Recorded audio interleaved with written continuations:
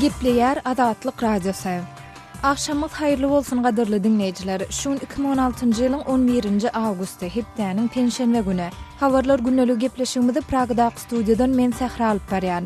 Şuňky programmamyzda asly Türkmenstanly häzirki wagt Türkiýanyň adyndan çykyş edýän agyr atletikaçy Danyar Ismailow Rio de Janeiro şäherinde geçen Tomuzka Olimpiýa oýunlarynda kümüş medali almagy başardy. Danyar Ismailov'un Rio Olimpiadasına Türkiye'nin adından çıkış edip gümüş medala iyi olmağı hut men özümi bir taraftan beğenirdi. Böyle iki taraftan olsa gussa batırdı. Aşgabatyň ýaşaýjysy işsizlik zerarly kesiyetli bir işiniň ýokdugyny, häkimetlere ýazan ardalaryna hem dolu jogap berilmeýändigini aýdýar. Şuap güzören ýagdaýmy nerden iş tapsak ustroykadan tapýapmy, köçeden tapýapmy, işden bol baýlanyp Paytagyň käbir sebitlerinde täzelikde oturdulan suw turbalary sandan çykyp yerli ýaşaýjylara dürli oňoýsuzlyklary döredýär. Köçen şu yeri bütünle çöktü aşaklygyna orta rap bilen 1 metr çemedi. Türkmenistanda ýürite orta hüner berýän mektepleriň ýene 5 sanaty tölegledildi. Yarım saatlyk habarlar günlük gepleşigimizde şu beýlik maglumatlary eşitdirmäge synan şart. Programmamyzyň başynda günüň täzelikleri bilen tanyşyp bolan. Orsiýetiň prezidenti Vladimir Putin Krim ýarymadasyna goşmaçy howpsuzlyk çärelerini görmek barada maslahat etmek üçin ýurdun howpsuzlyk geňeşi bilen duşdy. Bu duşuk Moskwa, Kiýewi Orsiýetiň aneksiýa eden ýarymadasyny sabotajçylar bilen durnuksuzlaşdyrmaga synaşmakda aýplaýan mahalna gabat geldi. Kreml öz web saýtyna çap eden maglumatynda 11-nji awgustda geçirilen duşukda Krimiň Ukraina bilen Guriýer we deňiz ara çäklerinde howpsuzlygy güýçlendirmek barada maslahat edilen ma'lum etdi. Bu aralykda 11-nji awgustda Ukrainanyň baş ştabynyň medpuat wekili Vladislav Seleznyov hem çykyş edip Ukrainanyň Krimiň töweregindäki ýagdaýlary iýdarlamak we özüni gorumak üçin harby güýçleriniň bardygyny aýtdy. Krimde Orsiýetlik howpsuzlyk agentiniň we esgeriniň öldürilendigi öňe sürilenden soň 10-njy awgustda Putin Ukraina hökümetini terrorçylykda aýplady. Birleşen Ştatlaryň Döwlet Departamentiniň täze hasabatynda Türkmenistan din adatlygy boýunça aýratyn aladalanma döredýän ýurtlaryň sanygynda saklanyp galýar. 11-nji awgustda ýaýradylan hasabatda dünýäde din adatlygynyň üpçün edilişiniň ýagdaýyna baha berilýär.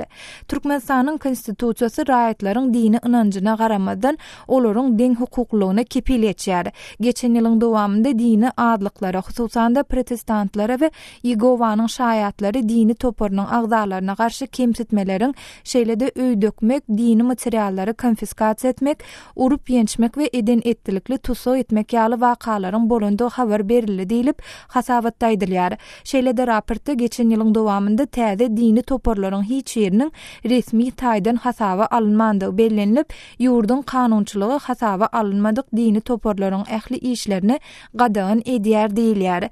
2016-njy ýylyň 29-njy fevralynda Birleşen Ştatlaryň döwlet sekretary Türkmenistany aýratyn aladalanma döredýän ýurtlaryň sanygynda saklanyp galýandygyny ýylan etdi diýilip, inni 17-nji ýedek çap edilen hasabatda nygtalýar.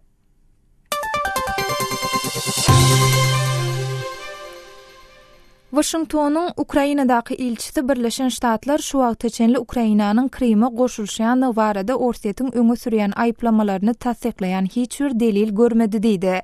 Jeffrey Payet 11-nji awgustda Twitter sosial ulamyndaky sahypasyna ýazan maglumatynda Orsiýet özüniň bir kanun hereketlerinden ünsü başga ýana sowmak üçin Ukraina garşy galp aýplamalary ýümkeýär diýdi.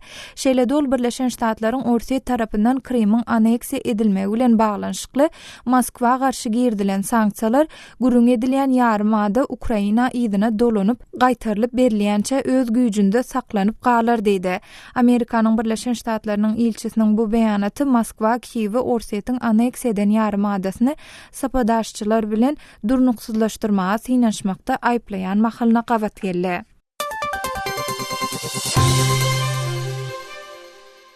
Siriýaly aktivist topar Orsiýetiň harbylar tarapyndan ok atyşygy 3 saatlyk besetmek ýylan edilendigine garamadan pitneçiler bilen hökümet güýçleriniň arasyndaky çaknyşyklaryň ara kesmesi dowam edýändigini aýdýar. Düýbi Britaniýada ýerleşen Siriýanyň adam hukuklary boýunça synçy toparyň başlygy Rami Abdurrahmanyň 11-nji awgustda beren maglumatyna görä, geçen hepde pitneçileriň ele geçiren Ramusoy sebitinde çaknyşyklar dowam edýär. Reuters habar agentligi opozisiýanyň kontrollynyňky Aleppo sewitiniň ýaşaýjylaryna salgylanyp söwüş uçurlarynyň ýygy-derli uçýandygyny habar berýär. 10 awgustda Siriýanyň prezidenti Başar al-Asad we onuň hökümetini goldaýan Orsiýet 11 awgustdan başlap her gün ok atyşy 3 saatlyk bet etjekdigini aýdypdy. Türkiýanyň Orsiýetdäki ilçisi Gunwatar bilen Moskwanyň arasyndaky dartgynlyklara garamadan Türkiýanyň Orsiýet bilen gatnaşyklaryny ösdürjekdigini aýtdy. Biziň Orsiýet bilen gatnaşyklarymyz ören möhüm we biz bu gatnaşyklary ösdürmek üçin ähli dady ederiz.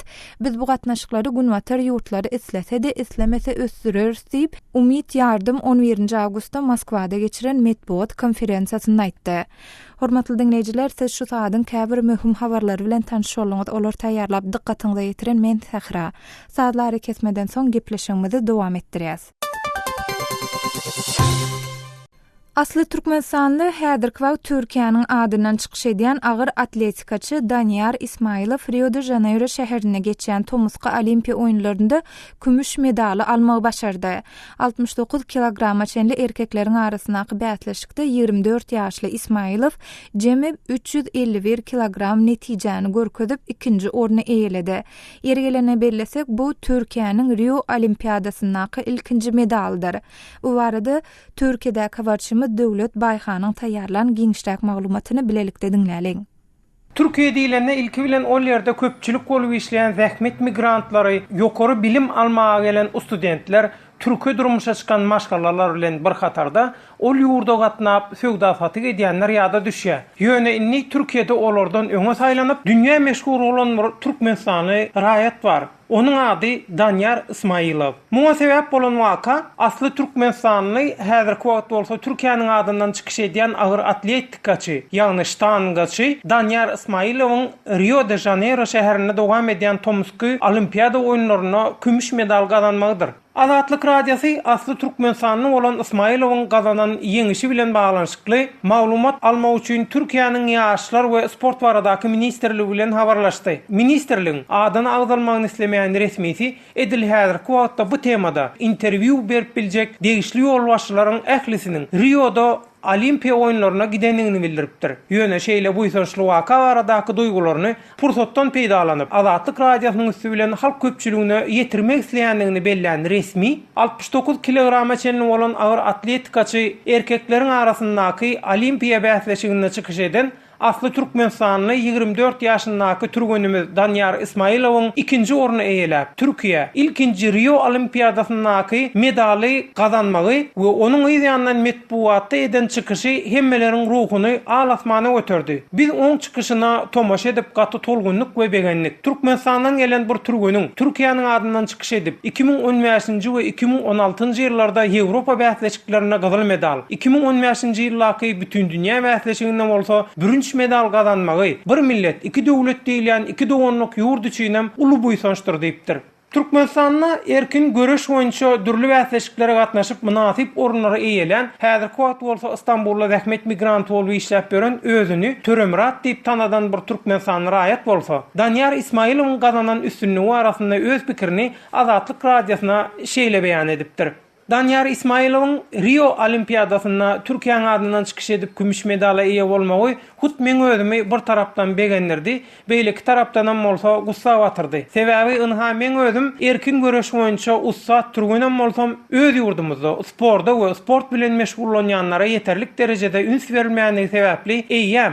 En çeýirlen bäri eklenç üçin Istanbulda zähmet migrant bolup işlemäge mejbur ýagdaýda ýaşaýaryn. Soňky döwürlerde bärde de iş tapmam kynlaşdy. Sebäbi men bärde bir kanun wizesi ýagdaýda bolýan. Aslynda Türkmenistanda mümkinçilik bolman soň Russiýa we Türkiýäge dep sportyň durly urlaryna üstünlikli çykyş edýän türgenlerimiz köp. Türkiýeden men özüm ýaly gara işte işläp beren sport usatlary gaty köp bu olaryň aglabasyny gowy tanaýan. Türkmenistan öz sport usatlaryna eýe çyksa gowy bolardy. Anha Danyar Ismailow Türkmenistanyň sport usatlaryna eýe çykylanmakaly nähili işleri ýetilip bilinjekdigini aýdyň subut etdi. Türkiýanyň adyndan çykyş edip Rio Olimpiada oýunlaryna ilkinji medal gazanan asly Türkmenistanly agyr atletikaçy Danyar Ismailowa ol ýurtda işleýän zähmet migrantlary, studentler we durmuş gurup ýaşap beren türkmen raýatlaram sosial mediada uly buýsanç bildiripdirler. Olaryň sosial mediadaky sahypalaryny häzir Ismailow we türkmen baýdaklary bezeýär. Ýatlap geçsek Danyar Ismailov mundan owal 2010-njy ýylda Londondaky Tomuska Olimpiada oýunlaryna Türkmenistanyň adyndan çykyş edip 13-nji orna eýläpdi. Habarçymyz Döwlet Baýhanyň taýýarlan maglumatyny dinlediňiz. Azatlygy line ulgamynda Goşmak 420 773 797 383 telefon belgisi arkaly tapyp bilersiňiz. Biziň bilen habarlaşyp maglumatlary, suratlary we videolary ugradaň. Şahsiýetiniz doly gizlilikde saklanar. Telefon belgimizi ýene ýatlaýarys. Goşmak 420 773 797 383.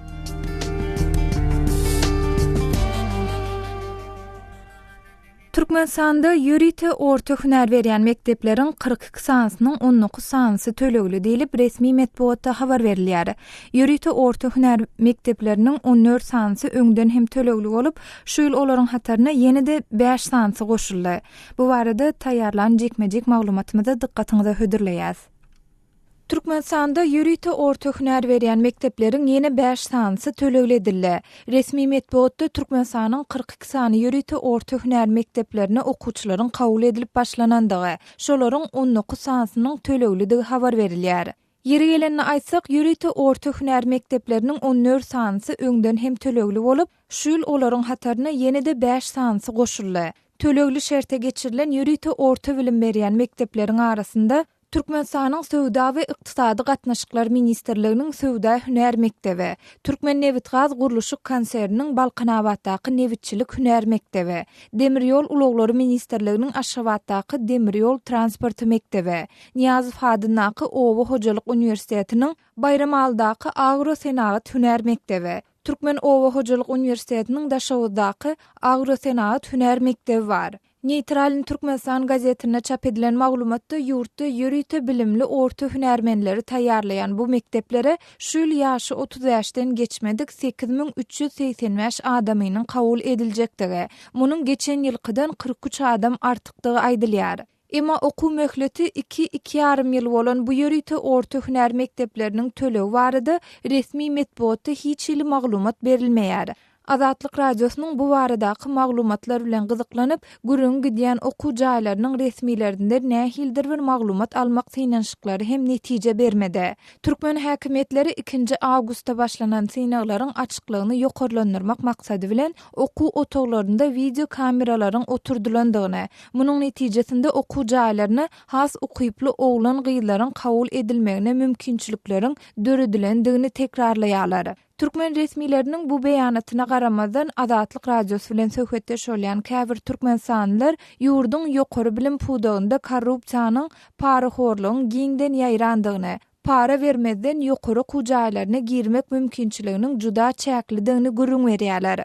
Galy bersede Türkmen häkimetleriniň özleri hem ýurdun bilim pudagynda korrupsiýanyň bardygyny resmi taýdan bir näçe edek boyun aldylar. Emma welin häkimetler agdalyan paraxorlygyň anyk haýsy edaralarda göde iýilýändigi, oňa kimleriň gatnaşygynyň bolandygy barada halka hiç ýyly jekmejek maglumatlary bermeýärler. Ýürite orta hüner mektepleri bilen birlikde şu ýyl ýurdun ýokary kujaýlaryna hem 7256 talip kabul ediler. Türkmenistanda ýürite orta hüner berýän mektepleriň ýene 5 sanasynyň tölegli edilenigi barada taýýarlan maglumatymyzy dinlediňiz.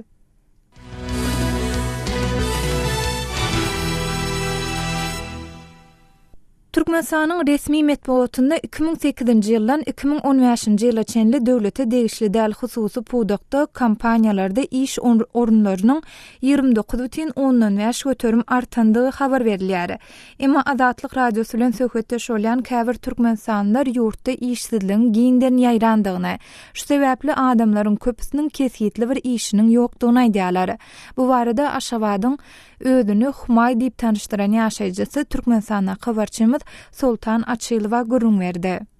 Şuat gören ýagdaýmy nerden iş tapsak, ustroykadan tapýapmy, köçeden tapýapmy, işden bolup aýlanıp günümüz üçin. Bellisi ýok. Pensiýa ýaşyny goýlaýladymy? Pensiýa ýaşyny goýlaýlanagyň takyny 15 ýyl ba. Nähile edaralarda işlesem özüňize bir behbit geljek edarany gözüňinde tutýaňyz gelecekde. Edaralarda biz ýaly garyp düşünjesi adamlar edaralarda goýanoklarym arkasynda adam bolmasa, nirede bir institutda oturup gelen ýa özüniň kösenip beren adamlaryny goýýarlar. öz ağın garnaşlaryny goýýarlar. Bu tork gelen diplomlu adam garýyşa barma da. Var ya garysy häzir köpsiniň institutda oturbam garysy islap bererler kan. Diplomlu bolup näme sebäpden garýyşa barýarlar? Öz yerini tapanoklar. Öz kärini yerini tapanoklar. Indi şeýe dara kerhanalarda şu ýaşaýyş durmuş şertleri, agyr adamlar, jaý meseleleri çözülmeýän adamlar, aýlyk gülükler az adamlar bar. Köpçülik bolup üýsü barda şikayet eden oklarmy?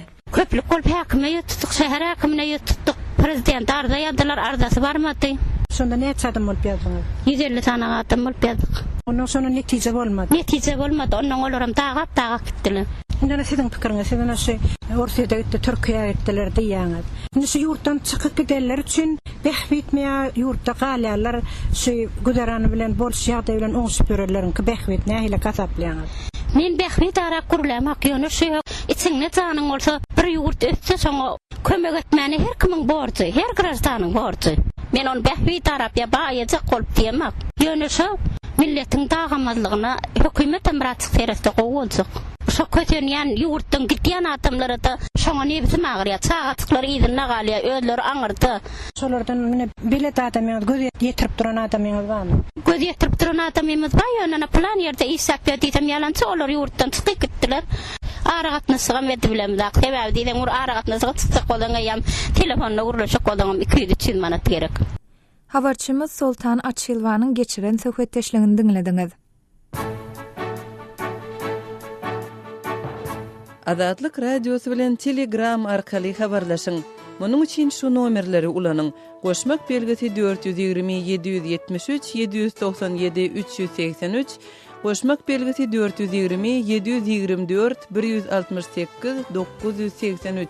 Eger deslendik bir mesele ýa-da bolup geçýän ýagdaý barada maglumat bermek isleseňiz, Telegram tilsimini indirin we biz bilen habarlaşyň. Telefon nomerlerimiz goşmak belgisi 420 773 797 383, ýene bir nomer goşmak belgisi 420 724 168 983. Azatlyk radiosu siziň şahsiýetiňiziň gizlilikde saklanjagyna kepil ýetýär. Aşgabatyň ençe metrapçasynda ýaşaýyş jaýlary suw bilen üpçün edýän turbalaryň ýaňy ýakynda täzelenende habar berilýär. Emma onlar çyýlap ulanylan suw turbalarynyň ýerine oturdulan täze turbalaryň sanyndan çykyp, şuňlar suwuň bitarpa akyp ýerli ýaşaýjylara dürli oňoýsuzlyklary döredýändigini paýtagtyň ýaşaýjylary aýdýarlar.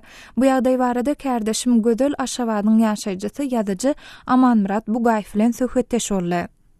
Anyk mysal Aşgabatyň Mir 2 drop 1 mikroraýonynyň 20-nji jaýynyň öňünde özüm şol jaýyň 5-nji giýrelgesi bilen 6-njy giýrelgesiniň gabat garşysyna köçäniň ugry bilen geçirilen turbodan ilkä bir juda az derejede suw sırıp çykyp başlady. Bundan ay ýarym 50 çemeti olur bolup geçen waka ýylyň köçäň şo ýeri bütünlüğü çöktü aşağılığı orta arap bilen 1 metr çemesi diametrinin uzunluğu 2 metr çemesi meydanına köşe çöküp şol turbodan sonku geçirilen su geçirilen turbodan sığıp çıkan suwun meçwary günelliçe köperip başlady. Umuman şeýle ýagdaýyň döremegine näme sebäp bolýar? Bu ýagdaý näme bilen bagly? Mundan 2 çemesi bolan Aşgabatyň Mir ýagny parahat diýip atlandyrylýan etrapçylaryna agyp suwuny geçirdi turbolary sarsyrmak iş tamamlandy. Bu umuman hukman amal edilmeli işdi. Sebäbi şol turbolar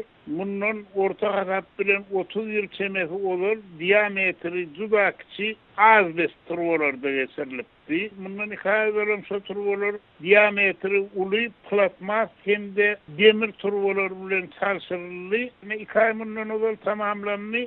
Şonu hiç ýyl fiýne etmeden we etmeden köçäň ugry bilen o turbolar mikroraýonyň ýani etrapçylaryň içinden geçýän köçeleriň bir çetinden gazylyp geçirilen turbolar ne on suw goýberdiler. Ine aralykdan bir 10 kun geçmäkde suw sırıp başlady. Şeýle ýagdaýyň göze çykmagy bilen baglylykda ýerli ýaşaýjylar diýerli daralara ýüz tutdymy, çäre görüldümi? Şeýle ýüze çykanyny ýaşaýjylar bir küçüne Değişli edareler yağdayı aradan ayrarlar diýilen tamamen garaşdylar. Şol tamalarım şöwe pulju çıkandan sonra olur mir 2 drop 1 etrafçatynyň 21-nji aýyna serenjän berýän ýani şoňa serediýän 14-nji öý dolandyryş edaratyna gitdiňse şol çökön meýdanam giňäp barýar, fuwam büýmesi bar, uly mukdarda syryp çykýar, arz bilen ýetipdir. Dom problemiyanyň iş ýerleri o ýagdaýlara biz jogap beremdik. Bizdiň zaýyň özüne, zaýyň içine jogap berýär. Şol üçin siz ýalňyş adrese diýip jogap berdiler. Soňra ýaşaýjylar Aşgabat şäher agyp suw edaraty bilen edara ýüz tutulur. Ine şol edaranyň da Wada kanal diýen bir şahamçy bölüm bar. Şu ýagdaýlara günnün jogap berýär. Bulara ýüz tutuldy. Bir ay 20 gün semesi wagt berýän jogaplary şäherde şeýle ýagdaýlar juda kän, şol üçin haçan nowatyetde barak diýip jogap berýärler. Kawat ardy diýerler ýüzüne malýalyny. Aman biradaga suwam syzyp köl bolup ýatyrmy köçelerde? Köçelerde köl bolup ýatany bilen adamlar o bilen lalaşjaklar, mesela Erwet tarapy şol suwsuz çykýan köçäni şokun bölegine ýygmanan suwlar eýýän ben aglaýan zaýymyň, ýani mir 2 drop 1 etrafçatynyň 21-nji zaýynyň 5-nji hem de 6-njy giýrelgeleriniň ýerdemillerine geçip uğrady. İçine geçýän çyýg duýulýa, üstüne de bir yaramsız bir iýi kemale getirdi. Bunun porfap bir tadwarlaryň suç zaýlara da ýaýraýar. Bir ýa-da ikincilerim şol ýerdemine, ýarym ýerdemine de dukanam yerleşýär. Yani bir dukana da geçip dukanın içinde de yakın hızıyla yayrap var ya. Kardeşim Gözel'in Aşgabatly ýazyjy we synçy Amanmurat Bugaýew bilen geçiren söhbetdeşligini dinlediňiz.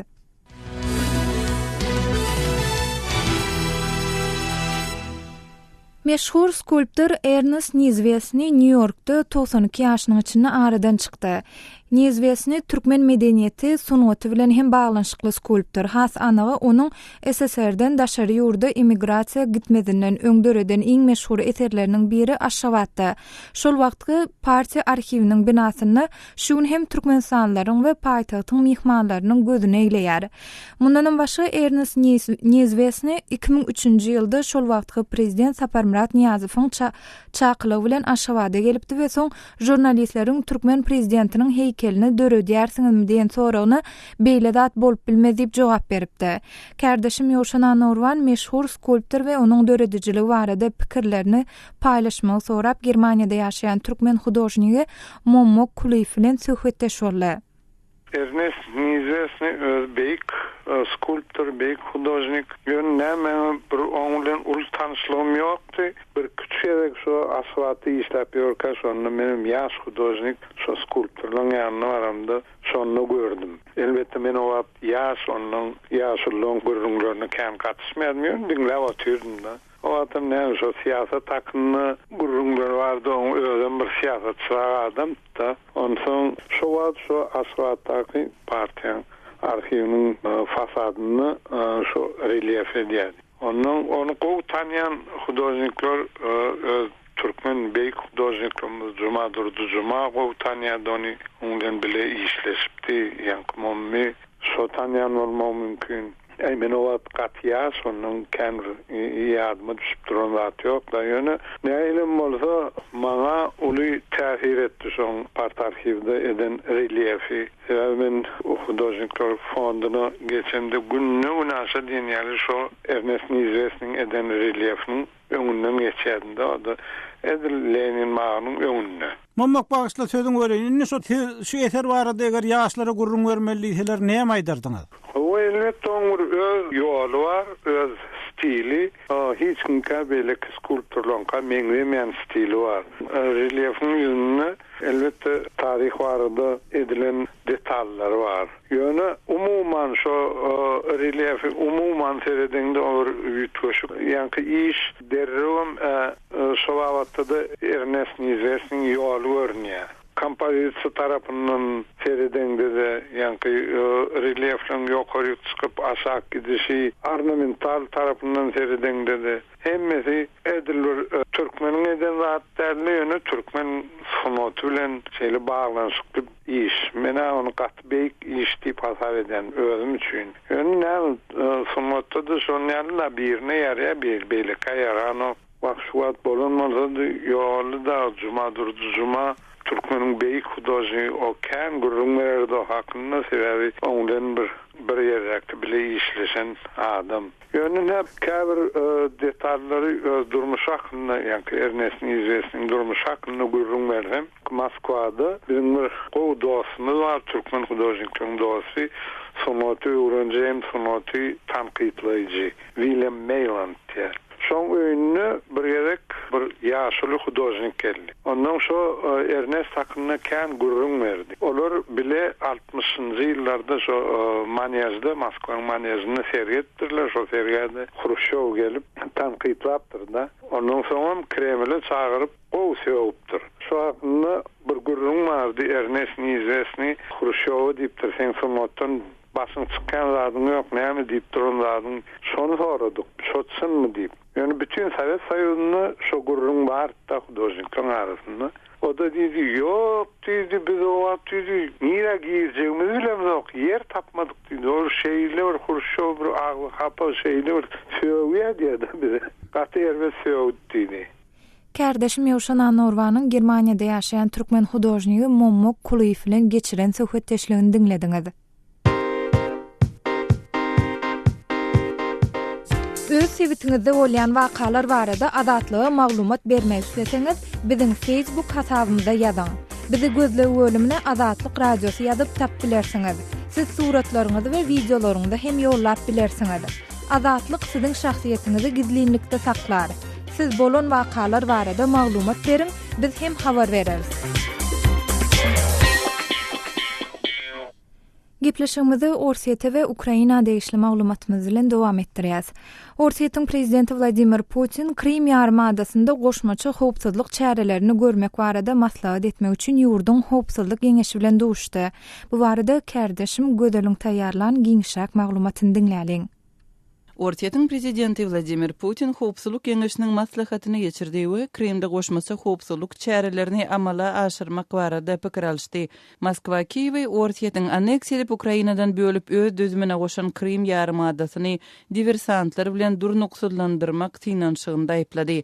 Kremliň websaýtynda aýdylyşyna görä 11 awgustda geçirilen maslahatda aneksiýa edilen Krim ýarymadasynyň Ukraina bilen gowry ýer we deňiz serhetlerinde howpsuzlygy berkitmek maslahat edilipdir.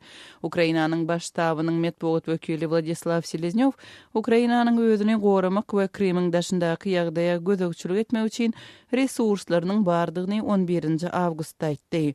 10 awgustda Putin Krim ýarymadasyna Orsiýetli howpsuzlyk agentiniň we etkiriň diversantlara pätkil bermäge tynanşanda öldürilenligi aýdylýan wakanyň ýa-ni Ukrainanyň hökümetini terrorda aýplady. Biz şeýle zatlaryň döremegine elbetde ýol bermeriz diýip Putin aýtdy we bu ören howply oýundur diýip belledi. Ukrainanyň prezidenti Petro Poroshenko muňa jogap berip Moskwanyň çykyşy manisiz we ýalançy diýdi.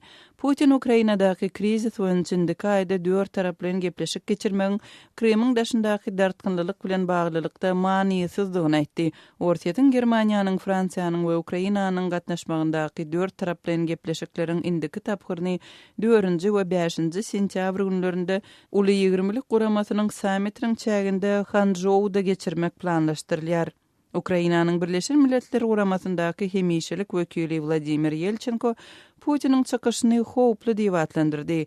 Yelchenko Kiýewiň gepleşikleri dowam etdirmäge mydama taýýardygyny 10 awgustdan çykyşynda aýtdy. Kardeşim Gödeliň taýýarlan maglumatyny dinlediňiz.